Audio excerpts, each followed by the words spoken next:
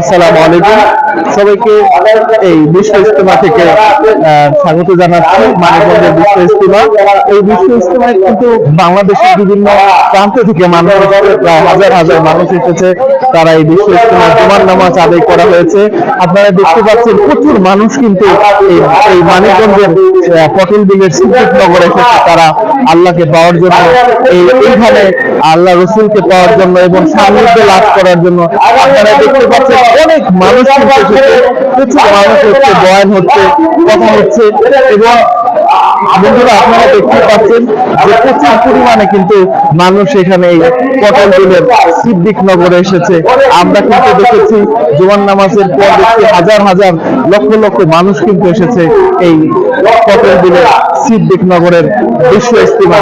আসলে বিশ্ব ইজতেমা এই জন্য বলা হয় যে এখানে কিন্তু হাজার হাজার মানুষ এই বিশ্ব ইজতেমাতে আসে আল্লাহকে পাওয়ার জন্য, নবীকে পাওয়ার জন্য এবং আল্লাহ রসুলের কথা শোনার জন্য। ঠিক তেমনি ভাবে আমরাও কিন্তু এসেছি মানিকগঞ্জের বিশ্ব ইজতেমা। আপনারা দেখতে পাচ্ছেন অনেক মানুষ, প্রচুর পরিমাণে মানুষ এসেছে এই বিশ্ব ইজতেমায় আল্লাহকে পাওয়ার জন্য এবং বাংলাদেশের বিভিন্ন প্রান্ত থেকে, প্রত্যেকটা জেলা থেকে কিন্তু মানুষ এসেছে এই মানিকগঞ্জের পটল বিলের সিদ্দিকনগরের বিশ্ব ইজতেমা। আমরা অনেকের সাথে কথা বলেছি, তারা আমাদের জানিয়েছে যে আসলে আল্লাহকে পাওয়ার জন্য আমরা এই মানিকগঞ্জের বিশ্ব ইজতেমা এসেছি। এখানে অনেক মানুষ আছে যারা কিন্তু অনেক কষ্ট করে কিন্তু এই সিদ্দিকনগরে মানিকগঞ্জে এসেছে। আমরা অনেকের সাথে কথা বলেছি, তারা এখানে 3 দিন থেকে খেয়ে আল্লাহকে কিভাবে পাওয়া যায় এবং মানুষের মাঝে দিন কিভাবে প্রচার করা যায়, হাকিকত, তরিকত, মারিফতের যে বিশ্ব ইজতেমা সেটাই কিন্তু প্রচার করা হচ্ছে মানিকগঞ্জ থেকে। আমরা কিন্তু বেশ কিছুক্ষণ ছিলাম এবং আগামীকালকে কিন্তু আখির মোনাজাত হবে এই বিশ্ব ইজতেমার সকালবেলা। এর মধ্য দিয়ে 3 দিনের যে মহান বিশ্ব ইজতেমা সেটি কিন্তু সমাপ্তি ঘটবে। আমরা আপনাদের সবাইকে এই বিশ্ব ইজতেমার যে দাওয়াত সেটাই আপনাদেরকে দিচ্ছি। আমরা অনেকের সাথে কথা বলেছি, এ পর্যন্ত আমরা জানতে পেরেছি সবকিছু সঠিকভাবেই কিন্তু এই বিশ্ব ইজতেমা হচ্ছে।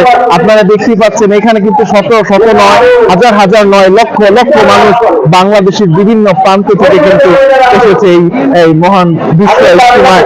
অনেকের সাথে এখানকার মূল প্রতিপাদ্য হচ্ছে যে আল্লাহকে কিভাবে পাওয়া যায়, কিভাবে সঠিকভাবে জিকির করা যায় এবং মানুষকে কিভাবে দিনের পথে ওঠানো যায়, সেই দাওয়াতটাই কিন্তু এই বিশ্ব ইজতেমা থেকে দেওয়া হয় মানিকগঞ্জের সিদ্দিকনগরের পটল বিল থেকে। আপনারা দেখতে পাচ্ছেন আসলে মানিকগঞ্জবাসী ধন্য যে এত বড় একটা বিশ্ব ইজতেমা তারা হচ্ছে।